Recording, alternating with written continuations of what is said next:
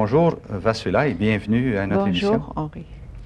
Vasula, le Seigneur nous annonce, lorsqu'il était sur la terre, qu'il enverrait le Paraclète, qu'il enverrait l'Esprit de vérité. Oui. Comment comprends-tu l'Esprit Saint, toi? Qu'est-ce que le Seigneur t'a dit au sujet de l'Esprit Saint?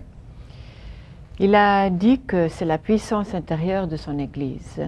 Et si on élimine cette puissance de l'Esprit Saint, l'Église ne peut rien faire d'elle-même. Donc c'est la vie, c'est le cœur de l'Église. C'est comme un corps, il m'a expliqué, comme un corps qui a besoin du cœur pour être en vie et qui bat dans le corps. L'Esprit Saint, c'est le cœur de du corps qui est l'Église. Vasula, pourrait-on regarder quelques-uns de tes textes sur l'Esprit Saint? Oui, je peux vous lire un texte qui est vraiment très beau, ce que il rappelle à tout le monde, Jésus rappelle à tout le monde ce que c'est l'Esprit Saint. Alors, ça se trouve dans le 4e tome, et je peux vous dire même la date, le 15 avril 1991. C'est à quelle page dans ton livre, Vasula? C'est 136. Très bien, vas-y. 136. Alors, je vais vous lire seulement un extrait parce qu'il est très long, ce message, très beau aussi. Mais je vais vous lire seulement la chose principale. Il dit « La puissance intérieure de mon Église est mon Saint-Esprit vivant et actif en elle.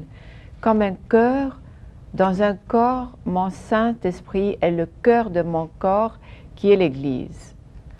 La puissance intérieure de mon Église est mon Saint-Esprit qui donne à profusion et distribue ses dons et ses grâces de sorte que l'Église en tire bénéfice.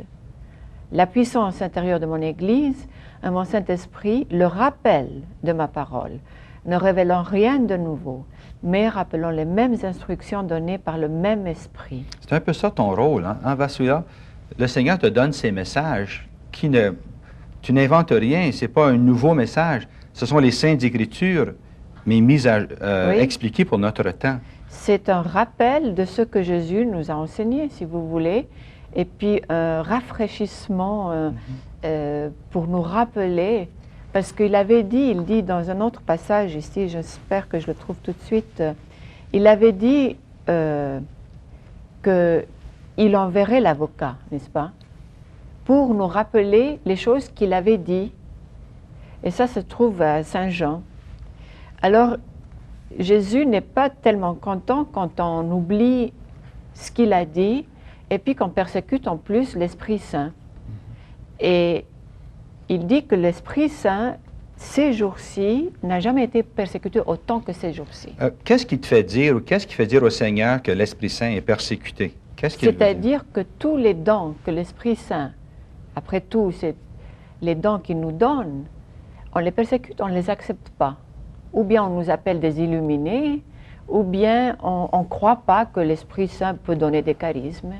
Alors ça, c'est la persécution de l'Esprit Saint, c'est de faire de son mieux de l'éteindre et de l'écraser complètement. En fait, je vais vous dire, j'aimerais te lire quand même un passage, comme Jésus, il est un peu triste sur ce point-là. Il dit, au jour du jugement, je vous dirai ce qui persécutait l'Esprit, les dons de l'Esprit. Vous ne m'avez pas cru, mais vous m'avez fait passer pour menteur, parce que vous ne vous êtes pas fié au témoignage que je vous avais donné concernant l'avocat, le rappel de ma parole, oui, mon Saint-Esprit de vérité. Tu vois. En fait, l'Épître aux Corinthiens, la première Épître aux Corinthiens, au chapitre 12, nous dit ceci. Il y a diversité de dons spirituels, mais c'est le même Esprit. Diversité de ministères, mais c'est le même Seigneur. Diversité d'opérations, mais c'est le même Dieu qui opère tout en tous. Ensuite, il dit à chacun, la manifestation de l'Esprit est donnée en vue du bien commun. À l'un, c'est une parole de sagesse qui est donnée par l'Esprit, à tel autre, une parole de science, hein, le charisme de science, qui est donnée par l'Esprit, à tel autre, la foi. Dans le même esprit, à tel autre, les dons de guérison. Tellement se moquent des dons de guérison qui ont lieu à Fatima ou ailleurs, ou à travers le Père Émilien Tardif, par exemple, ou d'autres. À tel autre, la puissance d'opérer des miracles. À tel autre, la prophétie. on se moque tellement de la prophétie. À tel autre, le discernement des esprits. À un autre, le don de parler en langue. À tel autre, le don de les interpréter. Mais tout cela, c'est l'unique et même esprit qui l'opère, distribuant ses dons à chacun en particulier comme il l'entend. Et les gens qui rejettent ceci, qui rejettent les manifestations de l'Esprit, sont en train de persécuter l'Esprit Saint. Oui, parce qu'ils ont, comme Jésus a expliqué, ils sont en train de faire de Jésus un menteur, parce qu'il avait dit que j'enverrai l'avocat. Et si on le persécute, c'est comme si on dit Jésus n'a pas dit la vérité. Et là, c'est très grave parce que si on persécute l'Esprit Saint, il paraît qu'on endurcit le cœur tellement qu'on ne peut plus voir nos péchés pour se repentir comme il faut. Et c'est là le passage que Jésus avait dit que je pardonnerai tout, sauf si vous allez blasphémer l'Esprit Saint. Blasphémer, c'est-à-dire le nier. Et ça revient à la même chose, parce que si on persécute l'Esprit Saint, notre cœur s'endurcit et on va plus clair, pas clair pour se repentir totalement. Alors, les gens qui disent, moi, je n'ai pas besoin des charismes. C'est des orgueils, je regrette. Parce que c'était toujours dans l'Église, les charismes, depuis le début des temps. Alors, comment est-ce qu'on peut dire que je ne veux pas des charismes ou ils persécutent ceux qui ont des charismes? C'est s'attaquer à Dieu lui-même, n'est-ce pas? Parce que l'Esprit Saint nous, on est les instruments. L'Esprit Saint, c'est attaquer l'Esprit Saint, persécuter l'Esprit Saint. Et c'est très grave. Très grave. Très grave. Mais il y a un passage ici qui dit aussi la puissance intérieure de mon Église et mon Saint-Esprit qui est la vie, le souffle qui vous garde vivant et fait que vos esprits me désirent, m'appelant Abba, qui est très important. C'est ça que tu parlais de l'endurcissement du cœur, c'est que si on rejette les manifestations de l'Esprit, eh bien là, on bloque. Plus l'amour de Dieu. Voilà. On ne peut plus l'appeler Abba, parce qu'on est sèche et on intellectualise Dieu. C'est l'Épître aux Romains qui dit que personne ne peut appeler Jésus Seigneur ou l'Esprit Saint dans notre cœur nous fait dire Abba. Oui. Romains 8, je ne sais pas quoi, là. Oui. Mais c'est l'Esprit Saint en nous qui nous permet de reconnaître que Dieu est notre Père. Mais si on bloque l'Esprit Saint, si on refuse à l'Esprit de se manifester, notre cœur s'endurcit. Et à ce moment-là, on ne peut même plus reconnaître Dieu comme notre Père. Non. Et on l'intellectualise et Jésus dit aussi, vous avez industrialisé ma maison. Qu'est-ce que ça veut dire, ce verset-là? Ça veut dire qu'on a fait un Dieu sur feuille. Et puis on lit un Dieu mort, un Dieu qui n'est pas vivant, la parole n'est plus active. Et c'est notre sécheresse. Il parle beaucoup de notre sécheresse et que nous, on est comme des déserts maintenant. Parce que sans l'Esprit Saint, on devient vraiment aride, mort. Ce que j'aime Comme il avait dit, allez, laissez les morts enterrer leurs morts. On est comme des morts sans l'Esprit Saint. Le texte que tu as commencé avec un texte à la page 136 tantôt. Oui. Puis tu nous parlais de la puissance intérieure de mon Église et mon Esprit Saint vivant et actif. Il est le cœur de mon corps. Ensuite, il s'est dit, il distribue ses dons et ses grâces. On vient juste de parler de ça. Ensuite, il dit, il est le rappel de ma parole, ne révélant rien de nouveau, mais rappelant les mêmes instructions données par le même Esprit. Ensuite, ça continue, vers cela. Il donne d'autres rôles de l'Esprit Saint. Oui. Partage il y a la puissance intérieure de mon Église et mon Saint-Esprit qui vous transfigure, vous élève et vous change en de vraies copies de moi-même. Qu'est-ce que ça veut dire, ça? Ça veut dire, quand Jésus parfois dit « imitez-moi », et Jésus est saint, il est divin, alors il veut qu'on vive une vie sainte et puis qu'on soit le plus parfait que possible, imiter le Christ, ça veut dire ça, de vraies copies de moi-même. Mais c'est l'œuvre de l'Esprit en nous. C'est l'Esprit qui va faire ça. Si on rejette l'Esprit, finalement, on ne peut rien faire. Lorsqu'on dit que le nom même de l'Esprit, c'est l'Esprit Saint, la caractéristique de l'Esprit, c'est sa sainteté. Voilà notre passage qui est très beau. Plus loin, dans la page 137, il dit « Je suis le rappel de ma parole, la puissance intérieure de mon Église et je suis libre de vous envoyer de nouveaux prodiges et de faire de nouvelles merveilles. Je suis libre de t'élever, génération, et de déverser sur toi un baume curatif provenant des richesses de mon sacré cœur quand je veux et sur qui je veux. Je bâtis, oui, je rebâtis mon Église qui maintenant gît en ruine. C'est l'œuvre de l'Esprit Saint à notre temps, de rebâtir l'Église. Rebâtir l'Église. Et malheureusement, il y a les persécutions. Jésus rebâtit et il y a ceux qui viennent enlever les briques. La parole de Dieu nous dit que dans les derniers temps, les gens garderaient les signes extérieurs de la religion, oui. mais en rejetteraient la puissance. Oui. Est-ce que c'est ça que le Seigneur veut dire ici? Il a été dit que dans les derniers jours à venir, les gens maintiendront l'apparence extérieure de la religion, mais en auront rejeté la puissance intérieure. C'est exactement ça. C'est qu'ils ne reconnaissent plus l'Esprit Saint, les dons de l'Esprit Saint, l'effusion de l'Esprit Saint. Ils disent ils n'espèrent plus. Pour moi, ça manque l'espérance et pourtant, il faut espérer. Vasula, je vois au haut de la page, ici à la page 137, le secret de la sainteté. Parce qu'il y a beaucoup de gens qui sont à l'écoute qui veulent être saints. C'est des croyants.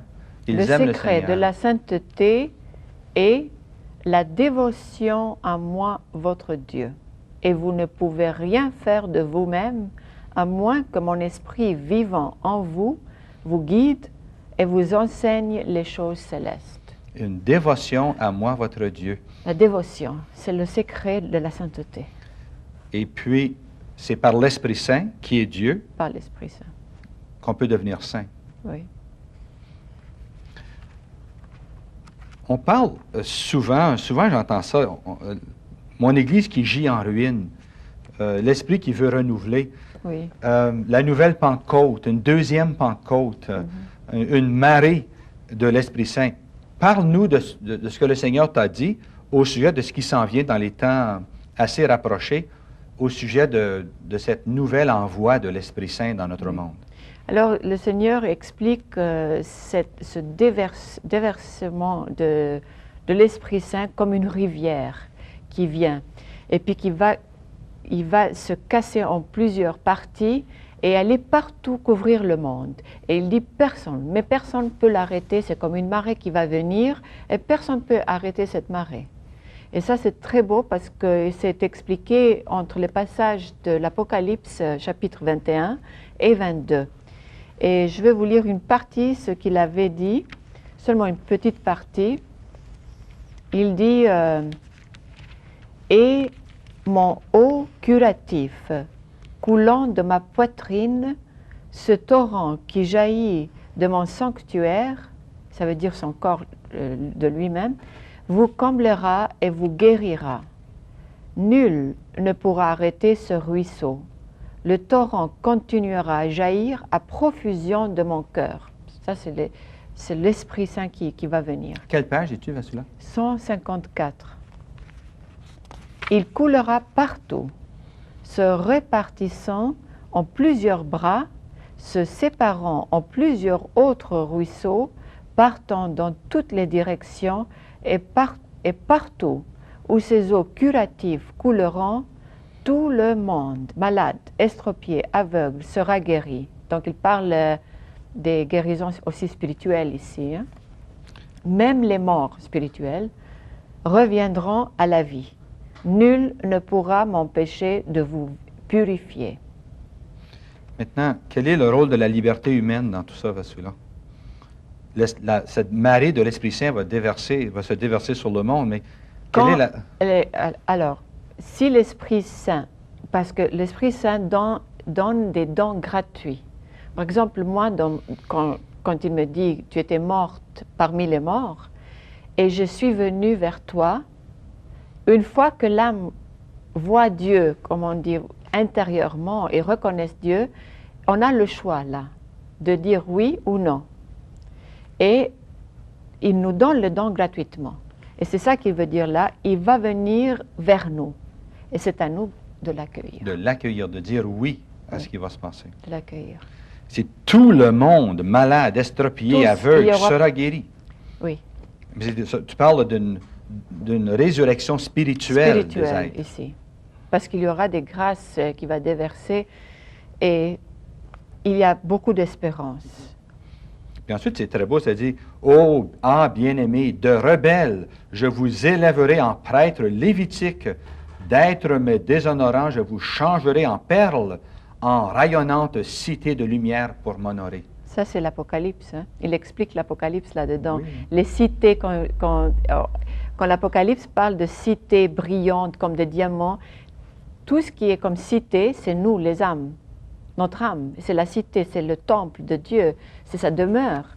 Alors, il parle de la cité parce que c'est nous, des âmes, les âmes, en rayonnante cité de lumière pour m'honorer. Et je vivrai en vous parce que vous serez revêtus de ma propre sainteté.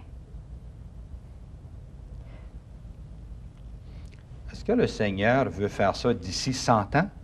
Oh non, c'est tout proche. Pas du tout 100 ans.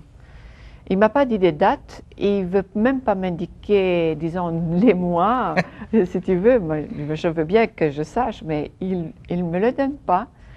Mais c'est parce qu'il ne veut pas. Il veut qu'on soit éveillé tous les jours. Ça peut arriver peut-être un de ces jours. Soudain, parce qu'il va venir soudain. Une marée de l'Esprit Saint. Une marée de l'Esprit Saint, oui. Sais-tu, ça va revêtir l'humanité entière d'une robe de beauté extraordinaire. Mais c'est ça la nouvelle terre et les nouveaux cieux.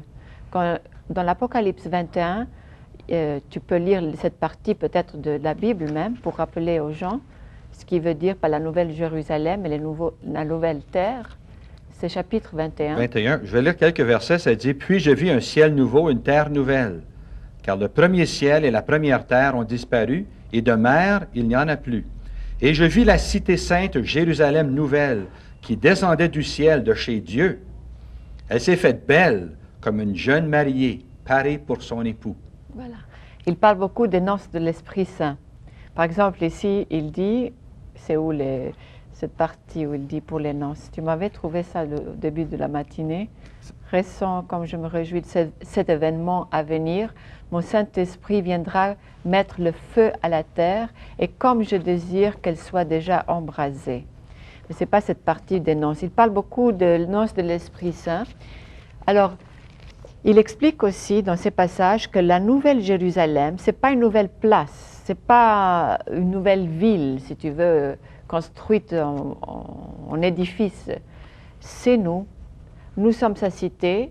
Et la nouvelle Jérusalem, c'est qu'après la purification et après l'Esprit Saint qui va venir en nous pour nous réveiller, l'Église sera renouvelée. C'est la nouvelle Jérusalem. Et nous, on est l'Église. Un texte ici, c'est « Viens que je te montre la fiancée, l'épouse de l'agneau. » Oui. Puis il me transporta donc en esprit sur une montagne de grande hauteur et me montra la cité sainte, Jérusalem, qui descendait du ciel, de chez Dieu, avec en elle la gloire de Dieu. Oui. Parce que l'Église actuelle est ravagée, hein? Critiquée, trahie de l'intérieur, attaquée de l'extérieur. Oui. J'aimerais qu'on fasse une émission uniquement sur la question de l'apostasie actuelle de l'Église, mais l'Esprit Saint va venir tout changer ça. Il va changer tout, parce que maintenant on vit vraiment dans des temps des ténèbres et en pleine apostasie. Et ça, on va parler plus tard de ça, c'était prédit à Fatima, l'apostasie. Et d'ailleurs, même avant Fatima, si tu veux, c'était prédit par Saint Paul aux 2 Thessaloniciens, chapitre 2. Il parle de l'apostasie. C'était les 2 signes, il a dit il y aura 2 signes avant la fin des temps. Et on est à la fin des temps, ce n'est pas la fin du monde, comme on a expliqué avant, c'est la fin des temps d'une époque. Alors toi, tu vois une différence entre la fin du monde et puis la venue de l'Esprit dont tu parles, ce ciel nouveau. Jésus ne s'en vient pas détruire le monde, il s'en vient de le renouveler. Le monde va continuer après, il va y avoir des naissances, puis des mariages, la vie va continuer. Oui, ça va continuer, mais on ne sera pas dans ces ténèbres qu'on est maintenant. Ce serait vraiment la beauté même, ce serait une ère d'amour, du Saint-Esprit et puis de paix. aussi. Le malin va être enchaîné à ce moment-là. Il ne pourra plus tromper les nations comme il le fait actuellement, si largement. Oui. Alors, il va y avoir le monde Il y va aura donc connaître un temps de paix, comme un Marie temps avait de promis paix, à Fatima. le temps de l'Esprit Saint. Voilà. Ah, c'est ça que le Seigneur Annonce. t'annonce à toi pour nous le dire. Quand il dit que mes pas, vous les entendez déjà, je suis au chemin du retour, c'est ça. C'est ça. Mais comme on avait expliqué avant, quand l'Esprit Saint est persécuté, j'aimerais que je montre aux gens, ici, en lisant une partie, comment Jésus est blessé. OK. Et comme c'est grave. À quelle page es-tu, Vassula? C'est 167. OK. Pardon, 168. Alors, il dit, ce que j'ai dit, quand il me dictait ce passage, il était tellement triste. J'entendais sa voix vraiment triste. Ce que j'ai dit jadis à Jérusalem, je vous le dis maintenant avec douleur. Si seulement vous aviez compris à votre tour la splendeur de mon message de paix, mais hélas, elle est cachée à vos yeux. Vassula, Jésus ici se réfère à ce qu'il a dit à Jérusalem la veille de sa mort. Il a pleuré sur Jérusalem, annonçant qu'elle serait détruite Oui. Parce qu'elle avait refusé d'écouter son message. D'écouter, oui. Il nous compare au Jérusalem de ce jour-là. Il nous compare, exactement. OK, continue. Si seulement à votre tour vous aviez saisi la splendeur de mon Saint-Esprit, déversant bénédiction sur vous tous. Mais hélas, vous n'avez ni vu ni entendu l'avocat, le Saint-Esprit que le Père envoie en mon nom, vous enseignant et vous rappelant toutes les vérités que je vous ai données, parce que le prince de ce monde utilise votre liberté pour provoquer votre chute. Vassula, il nous reste à peu près 5 minutes dans l'émission. Il y a des gens qui écoutent et qui ne veulent pas vivre dans les ténèbres, qui veulent que ça change. Je vais te demander de Il faut prier. Tu vas les regarder dans les yeux, là, dans cette caméra, puis tu vas leur parler à ces gens-là pour leur donner des instructions de la part du Seigneur pour la façon de s'en sortir et puis de laisser l'Esprit Saint agir librement en eux. Oui. La solution, il n'y a qu'une solution, c'est la prière. La prière est très puissante et la Sainte Vierge nous avait dit que c'est l'arme qui combat Satan, la prière. C'est l'arme qui combat Satan. Alors, il faut continuer à prier. Plusieurs fois, il dit, même pour la prière, priez, priez, priez. Il n'y a pas d'autre solution que prier. Voilà. Mais j'aimerais vous dire une chose, une ligne seulement, pleine d'espérance. Jésus nous dit, je vous renouvellerai tous par mon Saint-Esprit. Mais il faut prier.